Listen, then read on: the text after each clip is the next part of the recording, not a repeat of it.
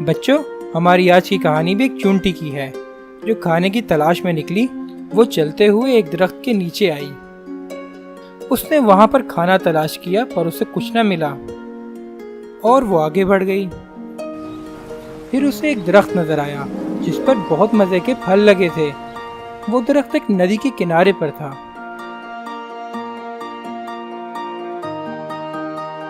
اس نے سوچا کہ آج میرا کھانا بہت مزے کا ہوگا۔ جب وہ ایک پھل کے پاس پہنچی تو اچانک پھسل پڑی۔ وہ اپنے آپ کو سنبھال نہ پائی اور پانی میں جا گری۔ دریا بہت تیزی سے بہہ رہا تھا۔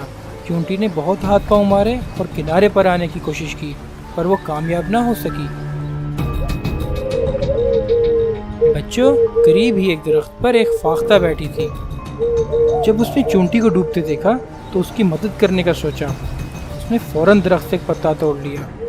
بچوں، فاختہ تیزی سے دریا کے اوپر اڑتی ہوئی وہاں پہنچی جہاں پر چونٹی ڈوب رہی تھی۔ چونٹی کے پاس پہنچ کر اس نے فوراً پتا دریا میں گرا دیا۔ جب وہ پتا چونٹی کے پاس آیا تو وہ اس پہ فوراً سوار ہو گئی۔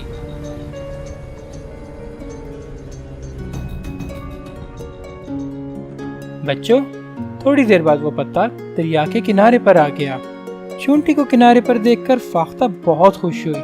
چونٹی نے فاختہ کا بہت شکریہ ادا کیا کیونکہ اس نے اس کی جان بچائی تھی۔ بچوں، کچھ عرصے بعد کہیں سے ایک شکاری جنگل میں آ گیا۔ شکار ڈھونڈتے ہوئے اچانک اس کی نظر فاختہ پر پڑی۔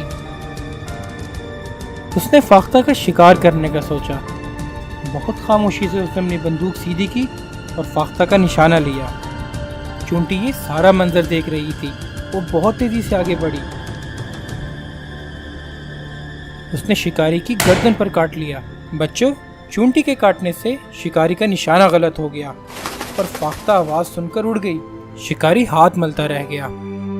اب کی بار فاختہ نے چونٹی کا شکریہ ادا کیا کیونکہ اس نے فاختہ کی جان بچائی تھی۔